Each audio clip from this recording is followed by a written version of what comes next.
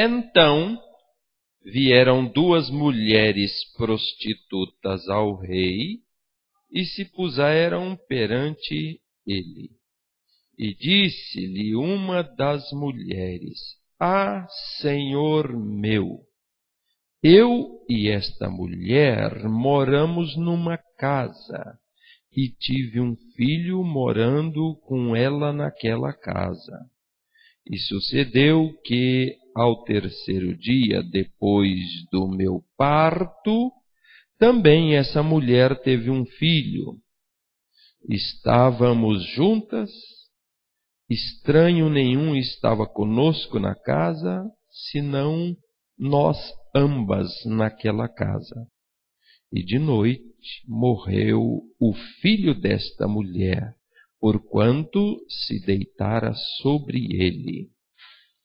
E levantou-se à meia-noite e me tirou o meu filho do meu lado, dormindo a tua serva, e o deitou no seu seio, e a seu filho morto deitou no meu seio.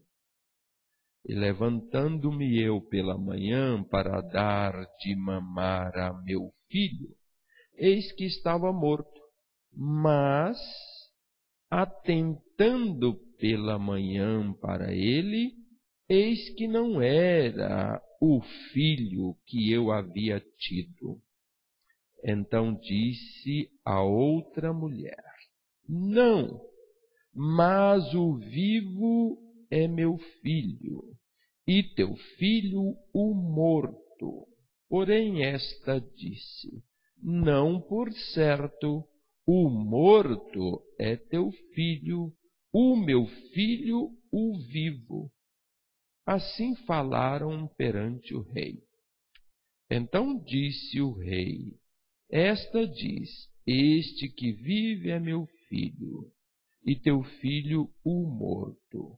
E esta outra diz: Não, por certo, o morto é teu filho, o meu filho o vivo.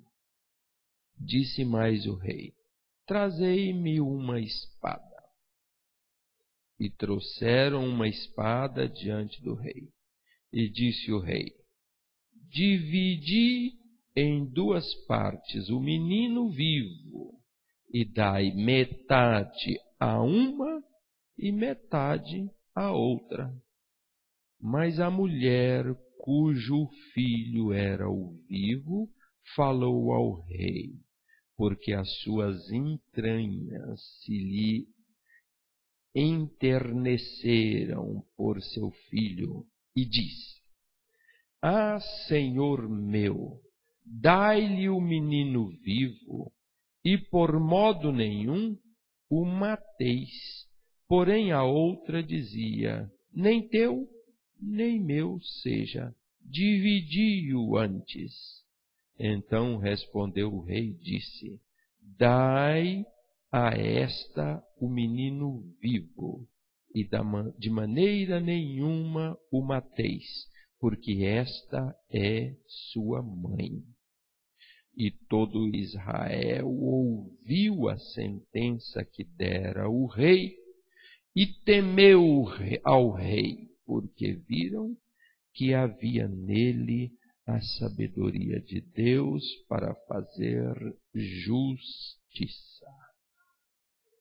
Deus querido, que palavra deliciosa, que ensinamento direto, que ensinamento glorioso. Nós queremos, papai, que o Senhor escreva o teu querer hoje nas tábuas de carne do nosso coração e põe a tua assinatura, põe a chancela do teu anel para validar como documento irrevogável, porque é assim que nós queremos ouvir e viver a tua palavra. Em nome do Senhor Jesus. Amém. Podeis assentar. Glórias a Deus. Quando a gente lê, quando se fala 3,16, a gente lembra de João. João 3,16, que é o texto áureo da plenitude da graça, quando diz: porque Deus amou o mundo de tal maneira que enviou o seu Filho unigênito para que todo aquele que nele crê não pereça, mas tenha a vida eterna.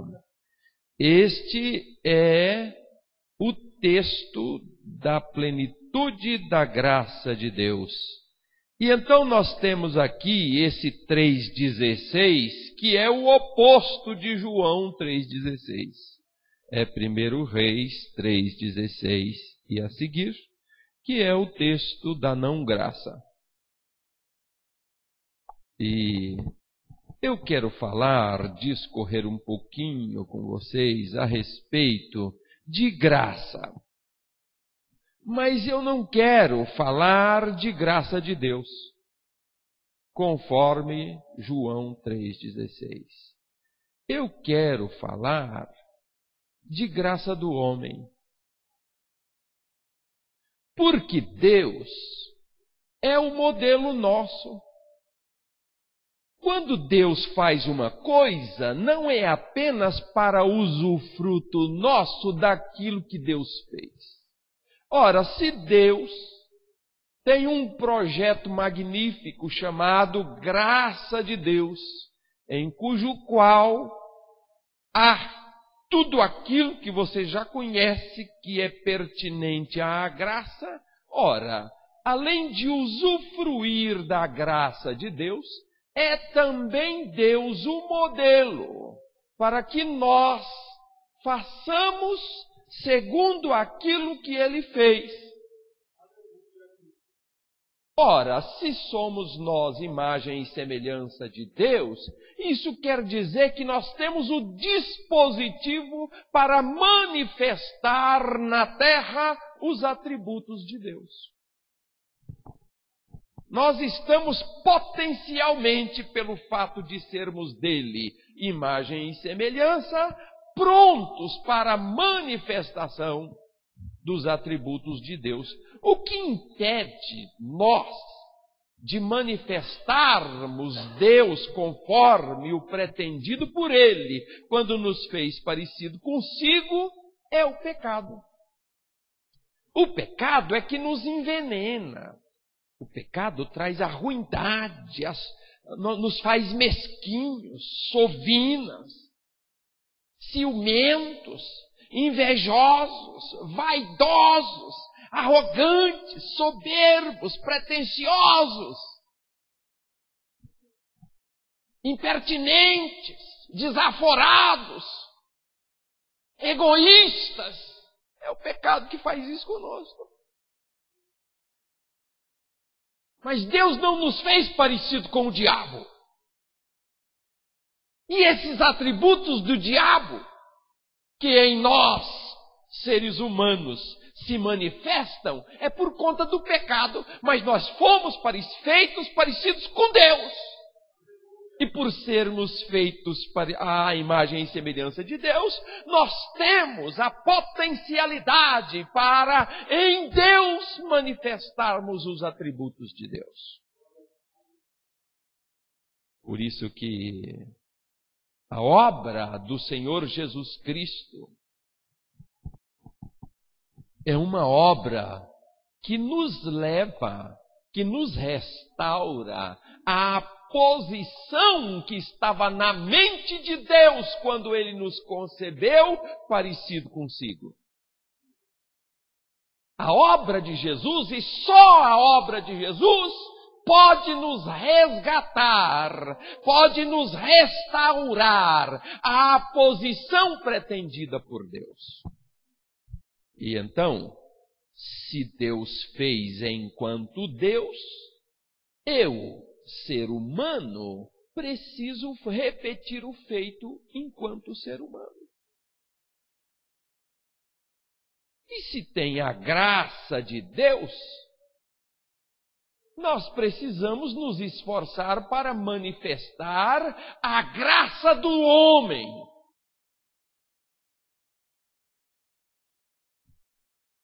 E como é a graça do homem? A graça do homem é semelhante à graça de Deus.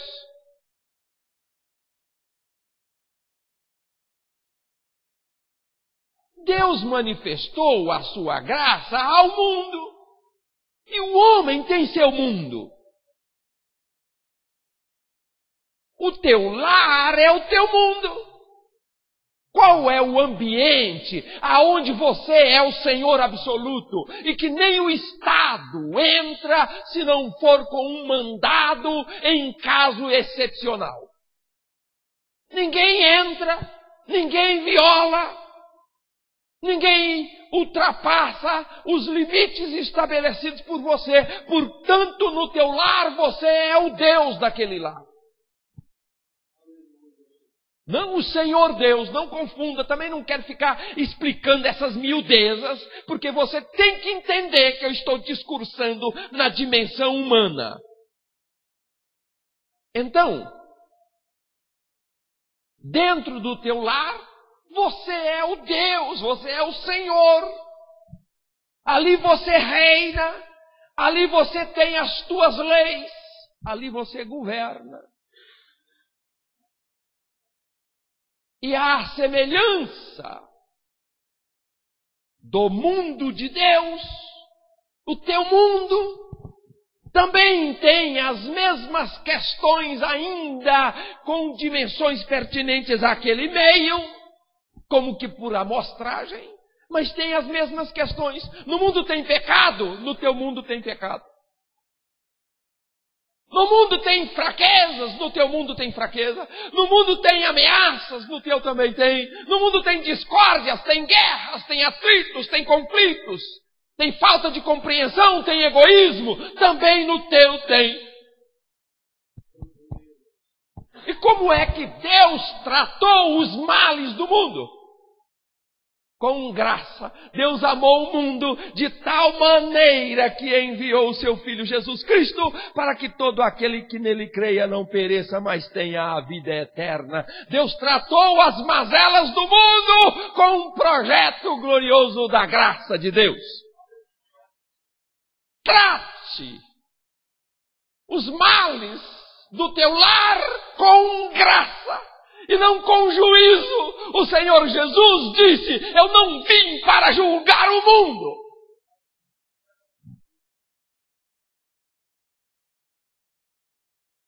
Eu não vim para condenar o mundo. O Senhor Jesus veio para amar a despeito de todas as mazelas, de todas as encrencas. O nosso mundo, cada um tem o seu mundinho, que tem que ser uma bênção. Mas o teu mundo será uma bênção se você aplicar a graça do homem, modelada na graça de Deus, espelhada na graça de Deus. No mundo de Deus funciona a graça. No teu mundo também funcionará a graça. Nós cantamos um hino aqui e falava assim, que eu danço e o mundo é mais ou menos assim. E o mundo, as pessoas do mundo vão ver a minha dança e vai querer dançar também. Não é mais ou menos isso que fala o hino? Eu vou dançar de felicidade, de alegria, o gozo de Deus, de amor. E o mundo vai ficar olhando e vai querer dançar também. Vai ser contagiado pela minha dança. Vai resplandecer em minha luz e eles vão ser contagiados pela luz. Eu vou amar e eles são contagiados pelo amor que vão ver em mim e vão começar a pular e a dançar. Já imaginou esse estado de coisas no teu mundo? As pessoas olhando e começam a pular de alegria ao ver quanta graça, quanto amor, quanto perdão, quanta misericórdia, quanto mão estendida, quanto abraço, coração no coração. Vem aqui, pastor. Olha só, que coisa gostosa! Coração no coração. Ai, que delícia! Não é um abraço gratuito, é coração no coração. Glória a Deus, como é bom encostar o coração no coração. Glória a Deus. Na tua casa, todo mundo, coração no coração. Abraços, beijos, perdão, misericórdia, tolerância. Tolerância com a fraqueza do outro, com o pecado do outro, com as impossibilidades do outro, com as mazelas do outro, com a tristeza do outro, com o sofrimento do outro.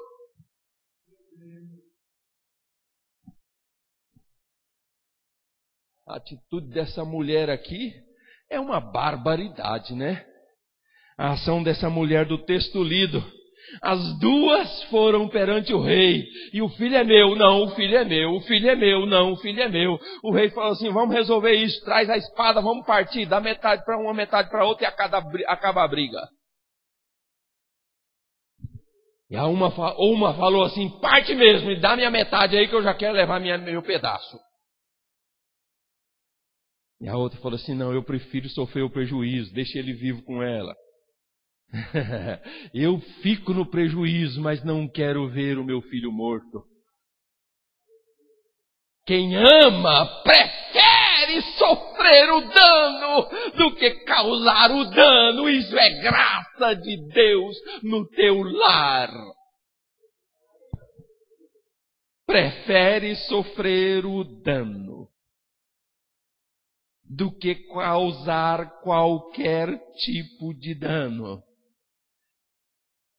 Amar com graça, aplicar a graça do homem, a graça tua, a tua graça, espelho, reflexo, modelada na graça de Deus, porque Ele é o nosso exemplo, o nosso modelo em tudo, é amar incondicionalmente.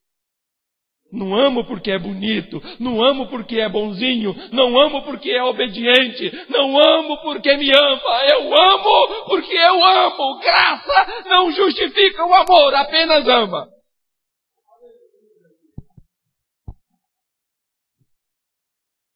É coisa incrível contemplar as mamães na porta das penitenciárias. É coisa assim de chocar. Me deixa estarrecido contemplar as mamães na porta das penitenciárias. A penitenciária guarda atrás das grades assassinos, estupradores, malfeitores de toda natureza.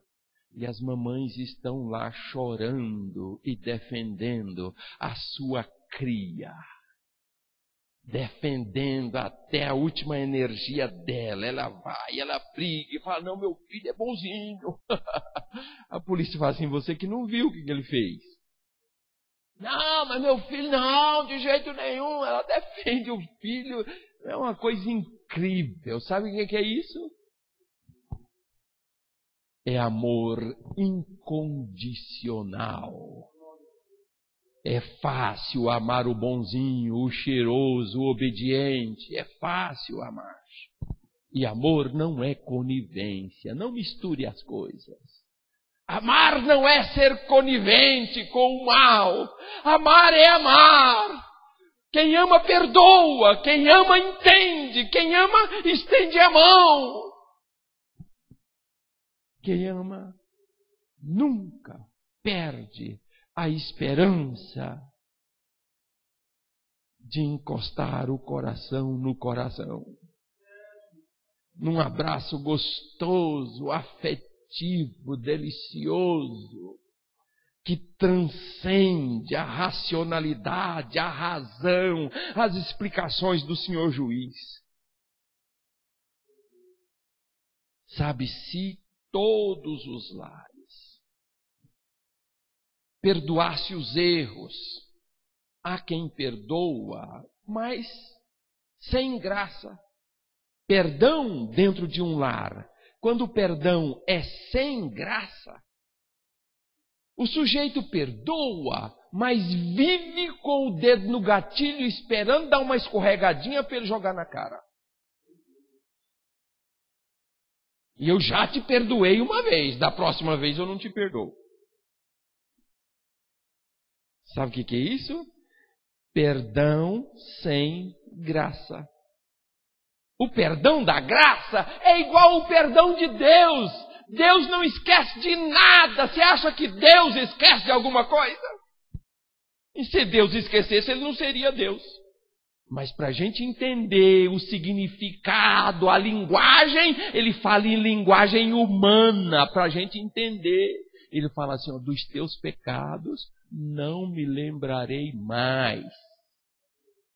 Eu jogo tudo nas profundezas do mar e não me lembro mais. Sabe o que é isso? Quando Jesus, lá na cruz, a referência que diz que a cédula que nos era contrária foi cravada na cruz, sabe o que quer dizer?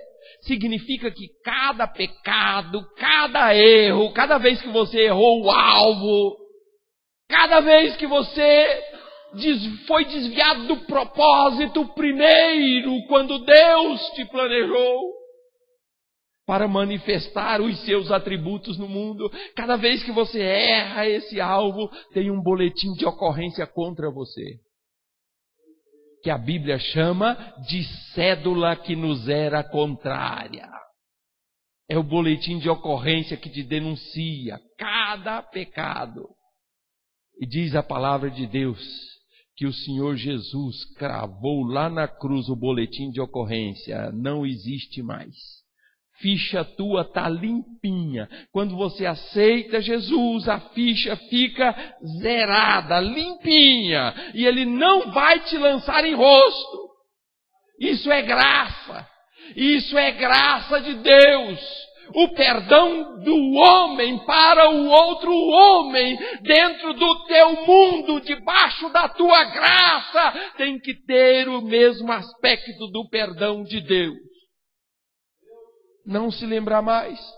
Não se lembra mais. Não se lembra mais. Porque aquele que recebe o perdão também parece que entra numa dimensão de gozo tão excelente que aquilo não lhe adoece mais no departamento da consciência, da acusação, do dedo em riste, da cobrança. Parece que é apagado e a pessoa entra na dimensão do usufruto pleno da paz. Paz do Senhor Jesus, que excede todo entendimento. Paz que não tem racionalidade que a explique. Sabe o que é isso? É o perdão pleno dos pecados que foi esquecido. Página virada, não se fala mais disso.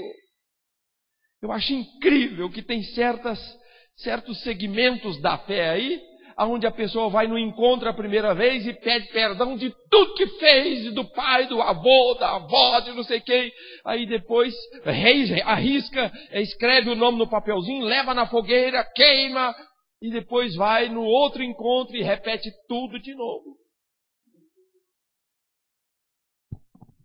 E depois vai no outro encontro e repete tudo de novo. E aquela coisa maçante, a pessoa não se livra do peso dessa religião pesada, escravagista, sufocante. Parece que pega o indivíduo como se ele fosse um frango pelo pescoço e segura ele assim, ele fica esperneando e segurando o bicho pelo pescoço assim. E depois dá um pouquinho de ar para ele respirar e aperta de novo. E perdoa tudo, dá um arzinho para respirar, depois aperta de novo. E essa coisa não acaba nunca. E Deus já esqueceu há muito tempo. Desde o dia em que você aceitou Jesus, Não foi no momento que alguém orou por você, não. Foi no momento em que você se decidiu por Jesus. Naquele momento, a cédula que te era contrária estava anulada na cruz do Calvário. Foi lançado os teus pecados no mar do esquecimento e o Senhor não se lembra mais. Você pode ficar em paz. Se houver algum tipo de acusação, não é Deus, porque Ele já esqueceu.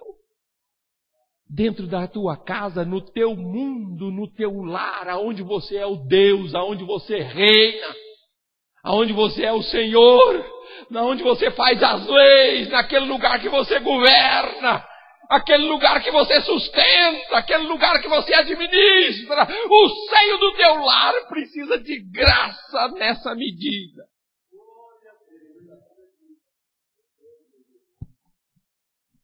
Precisa de graça desse tamanho. Sabe que tinha uma irmã que ela dizia assim, ela já teve no tempo que não conhecia Jesus, fez alguns abortos, e aí depois numa conversa lá, que ela aceitou Jesus e tal, e cantava, dirigia o coisa das senhoras lá e tal. Aí um dia teve um desses desacertos que tem, né? Um arranca-toco lá, um risca-faca. E aí jogaram na cara da irmã, falaram assim, que nada, você fica com esse nariz empinado aí, mas eu sei que você já fez 2 abortos. Aí ela falou assim, eu não, eu nunca abortei, nunca. E eu entendi o tom da voz dela. Quem abortou foi aquela mulher do passado. Eu não lembro. A outra falava assim, você abortou sim? Ela falou assim, eu não lembro. Como quem diz, até Deus não se lembra mais, por que eu vou lembrar? Eu tenho uma nova vida, sou nova criatura. A nova criatura não fez isso. E a do passado eu não tenho negócio com ela, porque até Deus já esqueceu. Dentro da tua casa. Graça igual a de Deus. Graça igual a de Jesus. Aonde? Lá no teu mundo. Cada um procura viver pelo outro mais do que para si. Viver pelo outro e para o outro. Mais do que para si. Assim como Jesus. Pensa que Jesus viveu para si? Eu fico admirado quando o Senhor Jesus fala que Ele se alimentava de fazer a vontade que não era dele. Chamaram ele para comer e falaram assim, Senhor, vamos comer? Não, eu vou comer, eu tenho uma comida especial aí que vocês não conhecem. Começaram a se cutucar, falei, qual a comida dele? O que será que ele vai comer? Será que ele trouxe marmita? Tem uma marmitinha escondida aí na moita, será? O que ele trouxe para comer? Aí Jesus falou assim, não, é que eu me alimento de fazer não a minha vontade. Eu me alimento de fazer e cumprir a vontade de outro. A vontade do meu papai. Sabe o que é isso? Graça. A graça se preocupa em fazer a vontade primeiro do outro e depois a minha.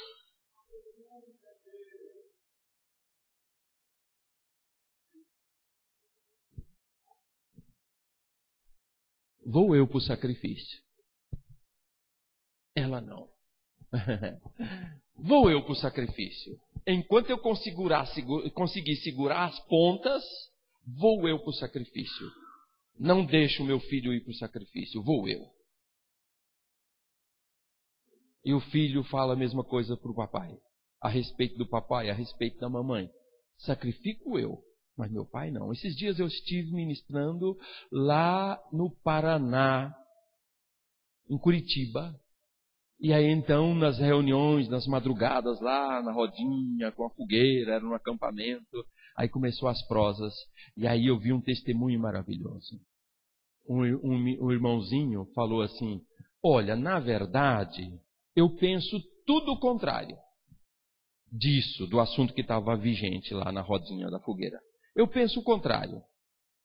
Mas eu sei que o meu avô pensa assim. E eu amo tanto meu avô que eu não quero ver ele triste. Então eu faço tudo. E o meu avô pensa que eu estou nessa onda aí. Mas eu não estou, eu faço por ele, coitado. Eu amo muito ele, não quero ele triste. Sofro o dano, eu, não ele. Prefiro eu sofrer o dano. Isso é graça. Graça no lar. O lar precisa de graça. Quanto lar sem graça. Cheio de cobrança. Cada um põe o peso no cangote do outro. E Jesus veio cheio de graça. E falou assim: olha, os religiosos não têm graça não, viu? Eles pegam um fardo bem pesado, bota no teu cangote. O fardo é tão pesado que ele não carrega não. Porque é impossível carregar. Mas se o Filho vos libertar, verdadeiramente vós sereis livres. Livre até do peso da não graça. Às vezes o sujeito cria leis tão pesadas dentro do seu lar. Tem lei para relacionamento sexual, tem lei para sentar à mesa para comer. É tanta lei que aperta. Vira um lar legalista e não lar da graça. O lar legalista e não o lar da graça. A legalidade tem pedra. Ou você cumpre a lei ou você leva pedrada.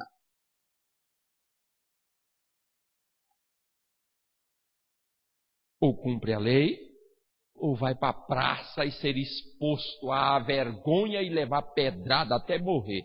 É assim que é a lei. Mas a graça não. A graça pega a prostituta e fala: cadê teu marido? Ela fala: eu não tenho marido. E todo mundo pega na pedra para jogar nela. E aí de repente Jesus fala: quem não tem pecado joga a primeira pedra. E desconfiado cada um joga a pedrinha no chão e fica mula. E Jesus fala assim: olha, vai e não peque mais. Eles não te condenaram, eu também não te condeno. Aqui é graça, não é pedrada. Não é juízo, não é intolerância, não é dedo em riste, não é acusação, é graça. Você está chorando, eu choro com você. Você está triste, eu me entristeço com você. Está com o coração dolorido, o meu também está, porque a tua dor é a minha dor. Teu sofrimento, o meu sofrimento, a tua angústia, a minha angústia.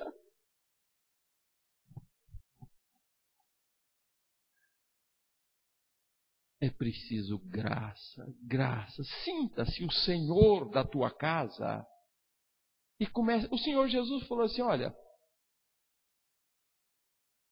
aqueles a quem você perdoar, será perdoado.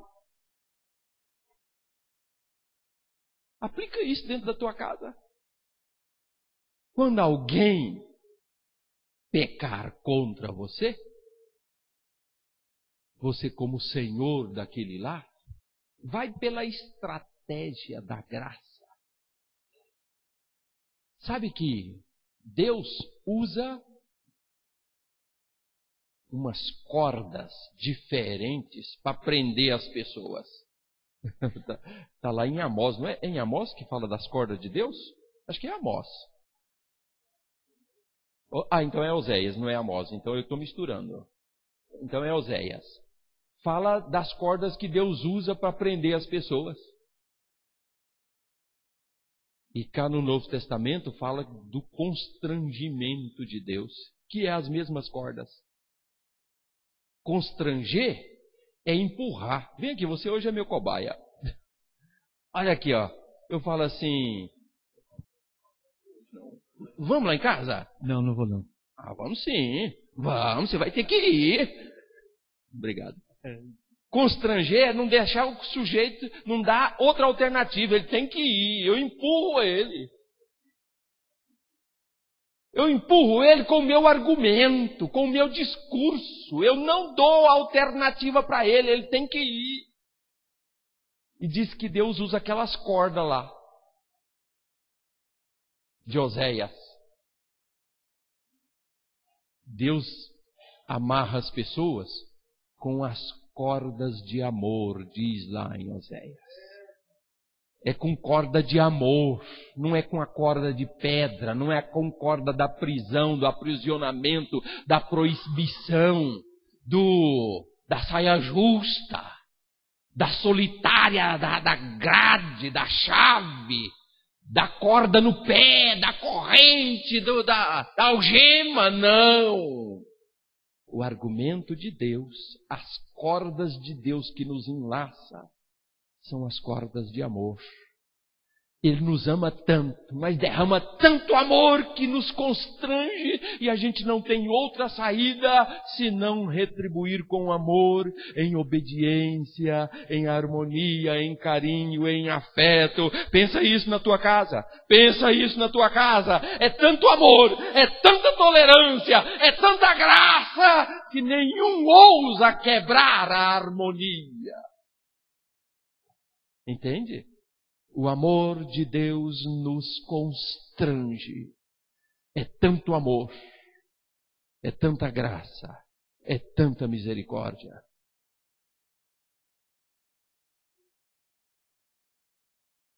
Deus é o nosso modelo. Precisamos de alguém que nos faça a defesa na hora da nossa necessidade de sermos defendidos. Muitas vezes, nós passamos por situações em que ninguém tem coragem de, como se diz, assumir o nosso erro, ser parceiro da nossa dor. Mas dentro de um lar onde tem graça, um tomador do outro, em relação ao mundo de fora. Eu fico espantado quando num cabeleireiro, o cabeleireiro é um lugar onde as pessoas se reúnem e, principalmente as mulheres, elas começam a falar mal do marido. Eu já vi cada coisa que eu saio assim, volto para cortar o cabelo mais tarde. Porque começam a falar do marido. Começa a expor o marido. E às vezes com um homem também acontece. Eu trabalhei numa empresa aí, uma empresa que nem existe mais, é a televisão Tupi. Isso foi no ano de 80, parece, por aí. Aí tinha um rapaz, nunca mais o vi, tinha um português que era colega de trabalho meu, que nem é vivo mais, chamava o senhor Fonseca. E o Carlos chegava, ele era jovem, o Fonseca era velhinho, já senhor. Aí o Carlos chegava todo dia e ficava contando o que fez com a mulher dele.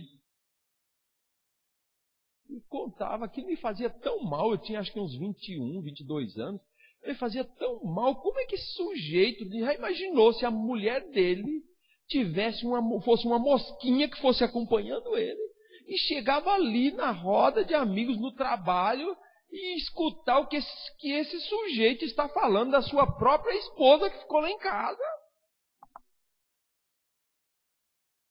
Porque eu fiz isso, porque eu fiz aquilo, porque eu que tal, que foi uma noite maravilhosa, que antes de tomar o café, hoje depois do café, foi não sei o que, tive até que comer 3 pães, porque o bicho pegou hoje, e contava os detalhes.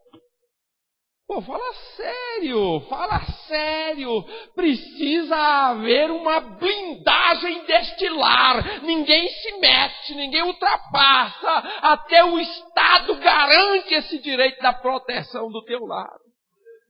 As coisas ali são íntimas ao extremo, não vaza. Um ajuda o outro, um protege o outro, um blinda o outro, um guarda o outro, um está na defesa do outro.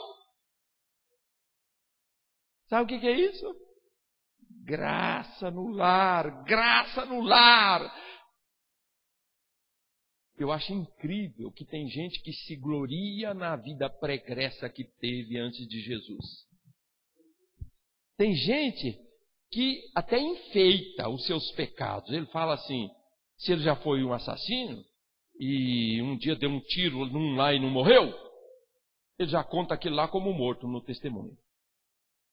Não, eu matei 4, mas a quarta pessoa não morreu não, mas é que ele se gloria na vida pregressa, acha lindo que era um desgraçado, matador, assassino, traficante, e aí um dia foi pego com um baseadinho de 20 centímetros, ou de 2 centímetros, aí no testemunho dele lá já conta que tinha estoque de maconha em casa. Enfeita, se gloria na vida pregressa. E sai contando de igreja em igreja que eu era isso, eu era um terror. Olha aqui, tem uma tatuagem, matava policial, bebê. E enche o peito e conta, e depois fala assim, Deus seja louvado. Fala sério. Nem caceta e planeta é tanto. A vontade de dar risada. Os pecados que Deus nem se lembra mais. O sujeito faz questão de ficar lembrando só para se gloriar, para se enfeitar. A regra de Deus é esquecer, não é expor. A graça esquece, apaga, anula. Você também esquece, apaga, anula os dramas da tua casa. Não se agarra nessas feridas velhas e fica lambendo o pulso. Vira e mexe, fica lambendo. Para com isso, já sarou faz tempo. Você é que ficou viciado em lamber ferida e agora já sarou e você não percebeu e continua lambendo o lugar. O pecado já foi esquecido. A mazela já foi apagada. Lá no teu lar, também apaga tudo e não fica lembrando, não fica escarafunchando, não mexe nesse cocô que quanto mais mexe, fede. Entendeu? Seja sábio na conduta da tua casa. Não fica falando das coisas ruins que aconteceram, já passou, é passado, olha para frente, festeja, celebra, perdoa, canta, adora. Na graça é assim, não é a igreja um lugar de lamúrias, não, é um lugar de celebração pela salvação. Pelo perdão, pela graça de Deus. Seja assim na tua casa. Um lugar de festa. A festa da graça. A festa da compaixão. A festa do amor. Amor de tal maneira. Só quem ama de tal maneira é que pode, no final de tudo, dizer: está consumado. Só quem ama de tal maneira, porque quem ama de tal maneira enfrenta a cruz, enfrenta o desprezo, enfrenta as durezas, enfrenta os percalços, enfrenta percas. Dentro de um lar tem percas. Percas de entes queridos. Percas de emprego, perca de padrão de vida. Às vezes o padrão era um, mas o tempo vai passando, o país muda, as coisas mudam, a empresa fale e tem que mudar o padrão. Se não tiver graça no lar, é um tal de joga a culpa um no outro. Foi você, a culpa foi tua, você que é gastona. Você que é um esbanjador. Cada um joga a culpa no outro. Mas quando tem graça no lar, o amar de tal maneira, a tal maneira de amar, faz com que juntos superem todas as questões, juntos superem todas as percas, os altos e baixos da vida, cada momento da vida, juntos, fortes como família cheia de graça, forte como uma família cheia de graça, forte como uma igreja abraçada pela graça de Deus, forte. Só quem tem muita graça consegue amar de tal maneira, e só quem ama de tal maneira pode dizer no final de tudo: combati o bom combate, acabei a carreira e guardei a fé. Nesse mundo, tudo que tinha de ser feito eu fiz. Deus me deu graça de exercer graça no meu mundinho gostoso. Agora, o que me resta são as coisas da outra dimensão, porque nessa eu fiz tudo direitinho, graças a Deus. Nessa eu fiz tudo direitinho. Combati o bom combate. Fiz tudo que tinha que fazer. Agora só me resta as de lá. As daqui está feita. Só quem ama de tal maneira é que pode dizer: está consumado. Está consumado significa: eu fiz tudo. Nada impediu que eu cumprisse aquilo que eu tinha que cumprir, com o selo da graça, com a chancela da graça, com o carimbo da graça. Nada impediu.